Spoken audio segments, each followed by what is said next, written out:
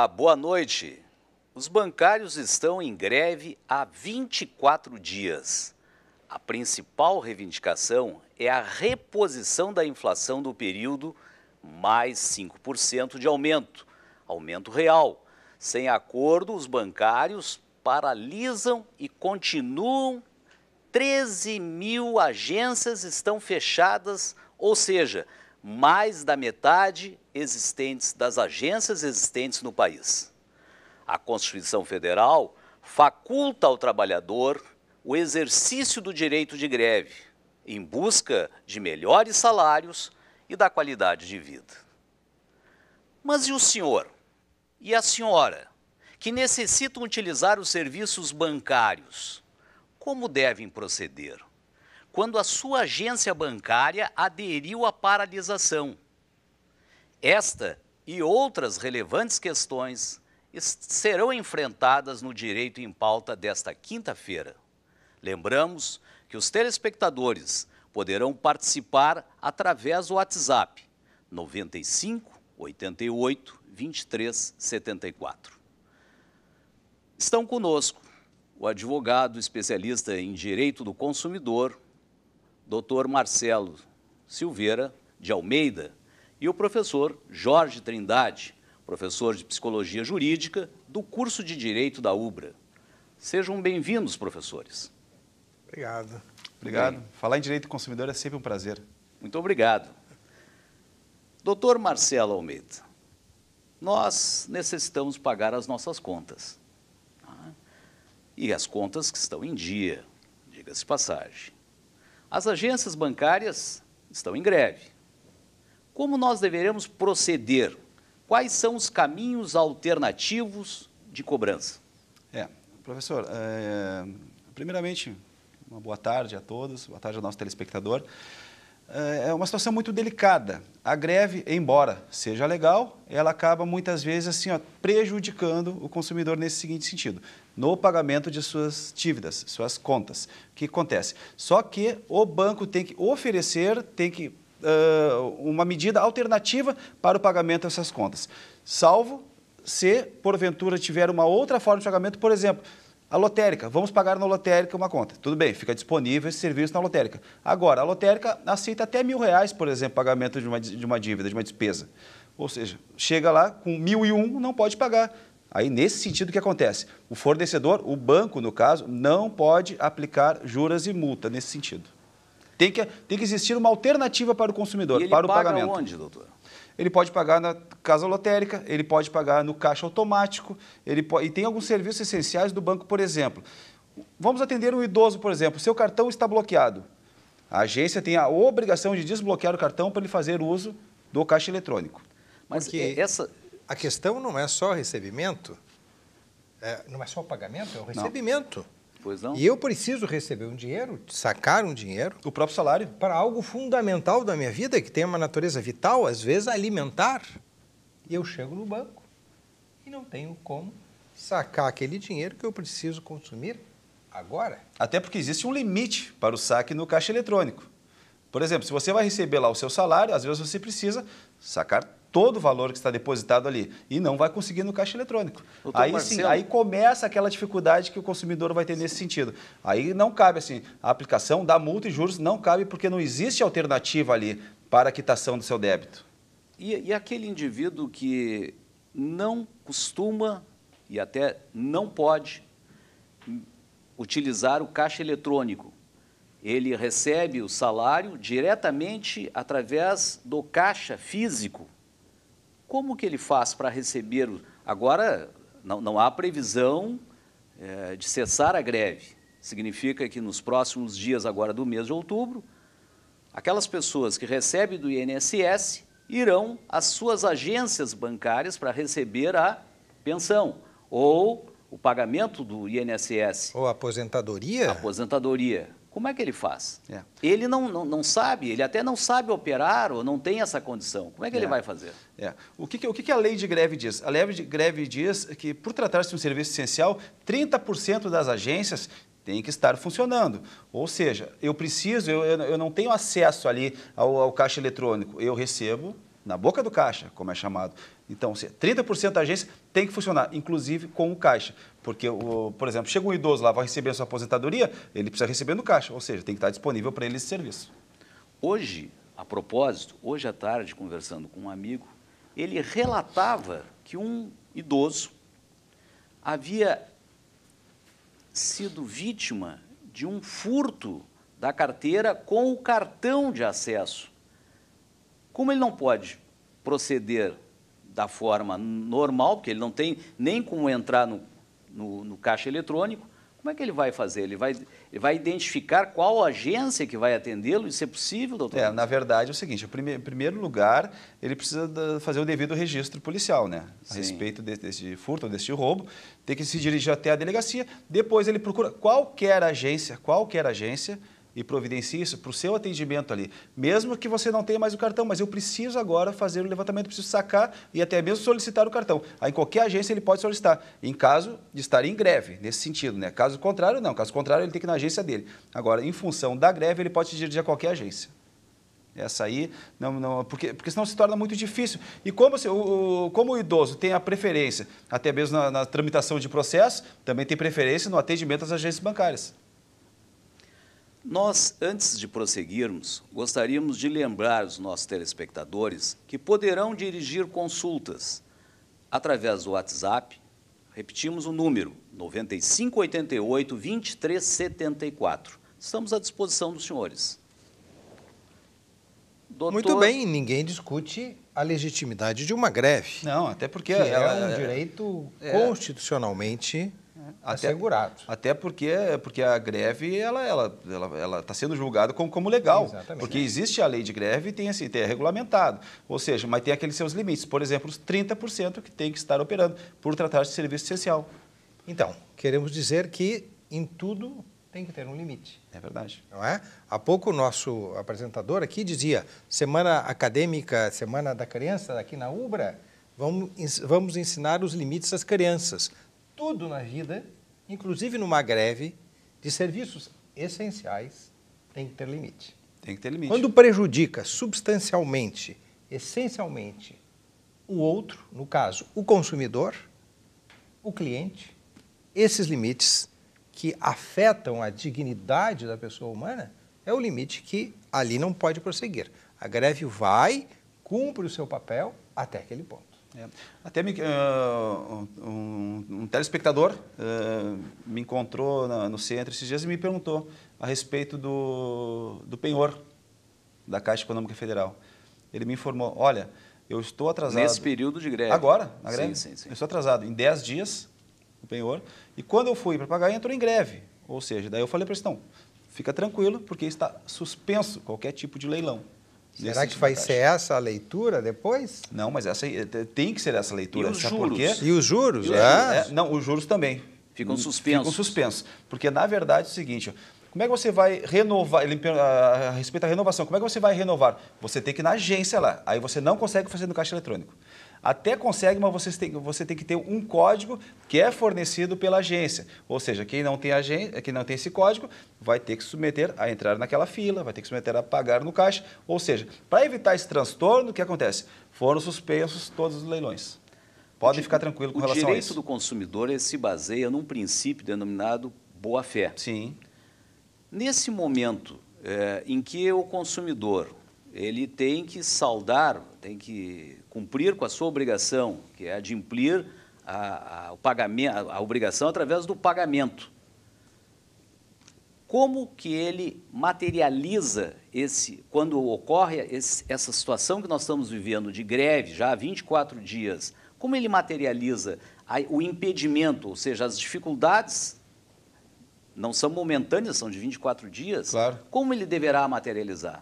A verdade é a seguinte, o que acontece?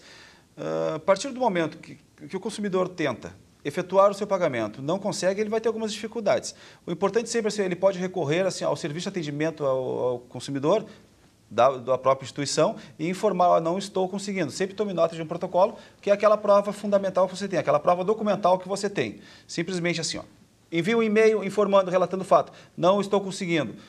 Anota o número do protocolo. Também recorra ao órgão de defesa do consumidor, que é o PROCON. Vá lá e faça o registro. Estou tentando pagar e não estou conseguindo, porque ali é uma prova documental para suspensão de qualquer tipo de multa, qualquer tipo de juro e também qualquer tipo de registro em cadastro negativo. Isso tem que cuidar. Agora, é muito importante, sempre informe o consumidor e, no último caso, procure o órgão de defesa do consumidor também para o devido registro. Perfeitamente.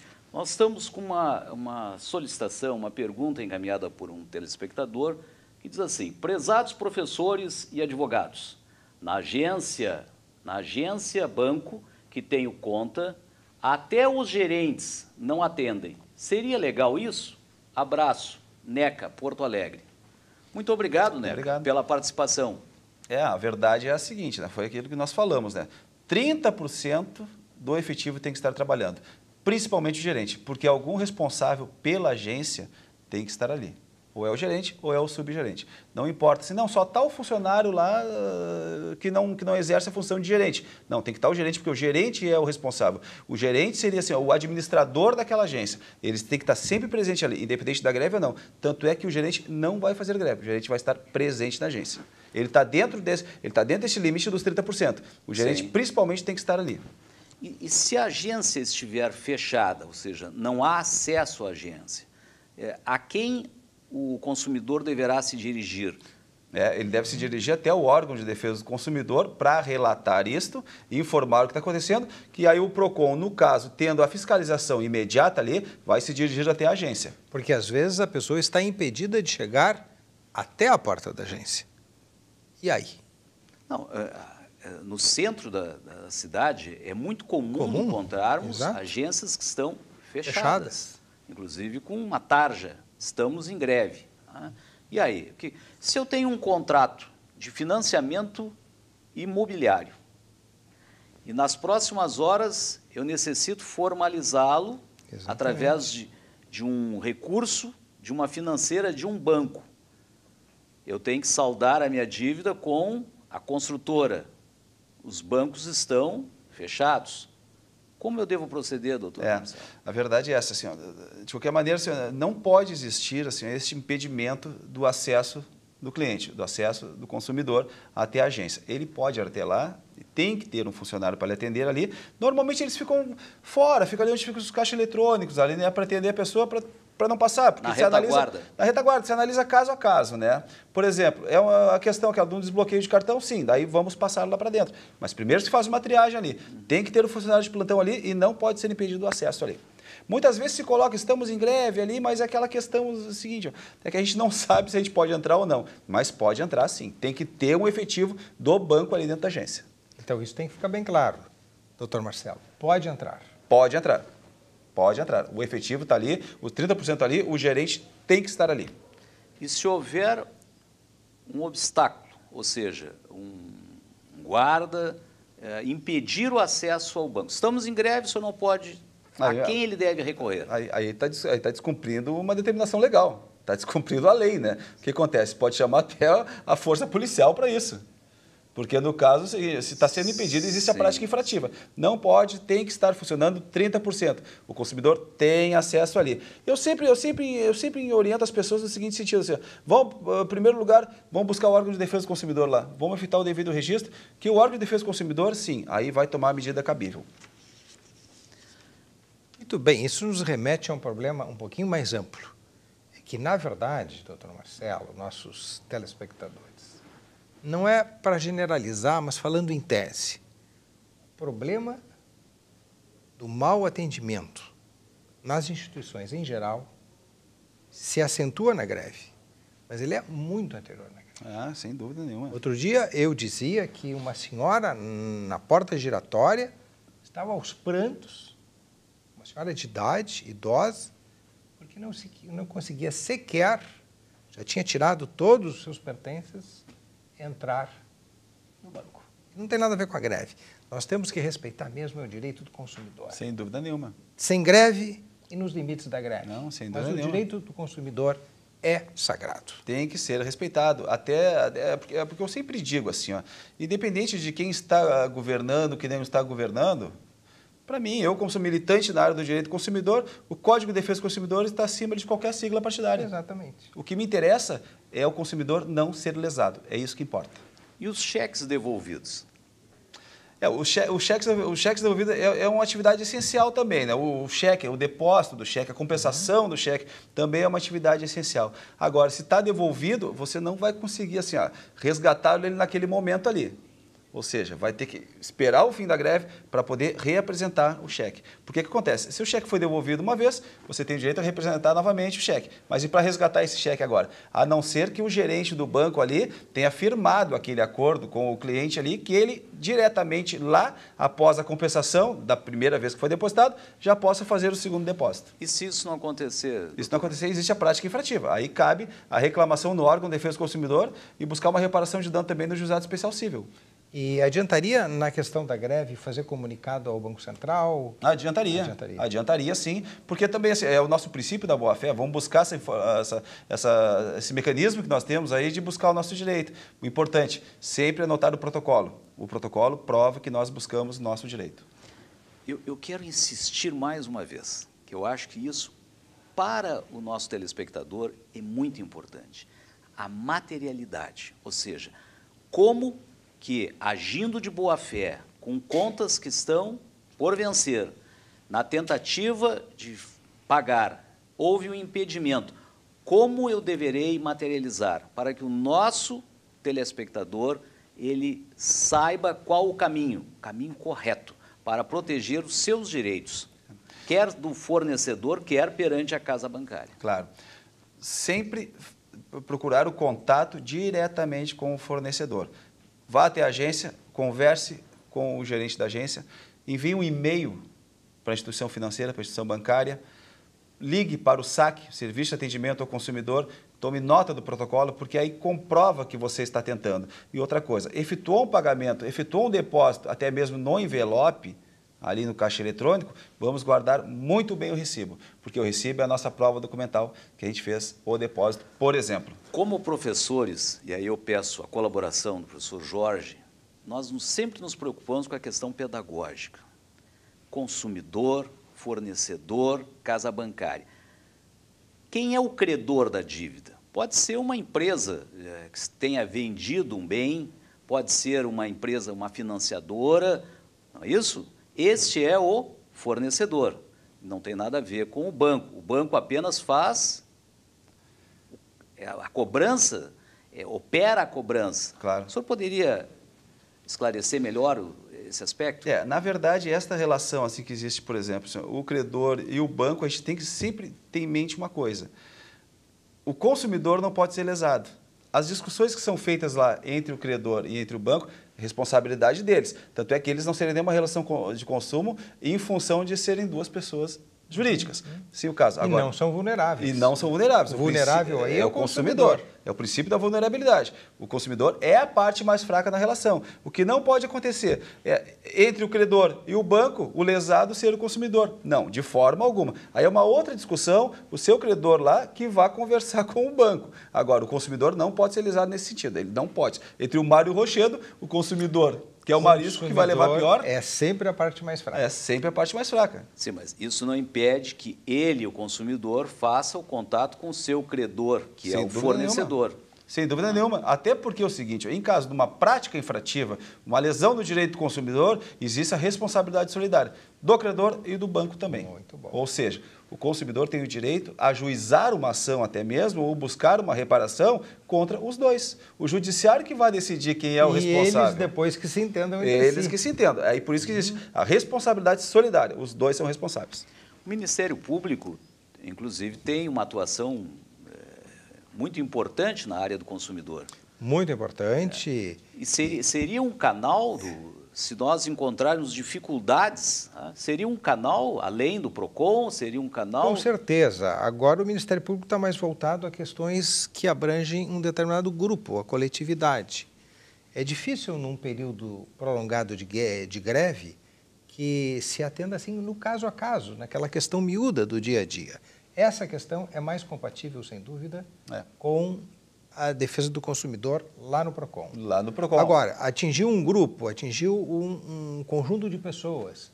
O Ministério Público tem instrumentos suficientemente valiosos, está certamente sempre de portas abertas, nós sabemos disso, para acolher essas reclamações e levar a bom termo. Essa não foi a primeira greve que nós tivemos. Esse é um fato repetitivo, isso vem acontecendo ao longo dos anos. Que experiência foi colhida nas situações anteriores, doutor Marcelo? A verdade é a seguinte, falando mais uma vez, a greve é legal, sem dúvida nenhuma, todo mundo tem direito à greve. Sim. Agora, o que acontece é o seguinte, quando o trabalhador, no caso, ali, vai reivindicar por meio de uma greve, é porque existe, por exemplo, um reajuste salarial que não foi dado para ele está buscando o seu direito.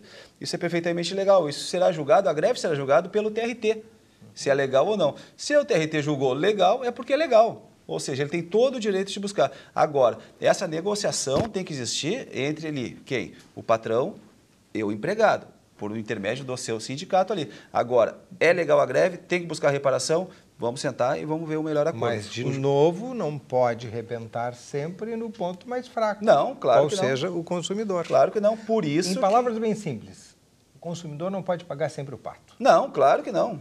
Claro que não. O correntista, se for negativado? Caracterizado o dano moral, né? Aí já está caracterizado o dano moral. Isso pode acontecer. Isso pode acontecer. A iniciativa do consumidor é no sentido de buscar imediatamente essa reparação? Não, porque ele tem que aguardar as consequências, não é isso? Eu encontrei muita gente agora no centro da cidade, o seu Jorge Marçado, o seu Antônio Vicente, a dona Luciana Souza, até mando um abraço para eles, que nos relataram exatamente isso. Estou com o meu cartão bloqueado, estou sem o cartão, o que eu faço? Esse é o grande problema que o consumidor está atravessando aí. Eu estou orientando as pessoas nesse sentido da melhor forma possível, né? Mas os 30% do serviço essencial tem que ter o atendimento disponível ao consumidor. Ele faz? O que ele deve fazer? Como ele não consegue obter recursos, o que ele faz nessa hipótese? Em primeiro lugar, ele tem o direito de desbloquear seu cartão. Se ele não tem cartão, ele tem o direito de entrar na agência, falando com o gerente lá para providenciarem para ele o saque, por exemplo, que ele tenha que fazer da sua conta bancária. Isso ele tem todo o direito. Caso assim, não foi atendido esse direito, ele tem que se dirigir ao órgão de defesa do consumidor, o PROCON, para o devido registro, porque existe a prática infrativa. Perfeito. Muito bem, nós estamos chegando ao final de mais uma edição do Direito em Pauta. Queremos agradecer mais uma vez a sua presença, sempre elucidando aos telespectadores. E, professor Jorge, também agradecemos. Obrigado. É muito bom convivermos, esteve impedido aí durante uns dias numa viagem e agora retorna ao nosso trabalho. Muito obrigado a todos, até a próxima quinta-feira.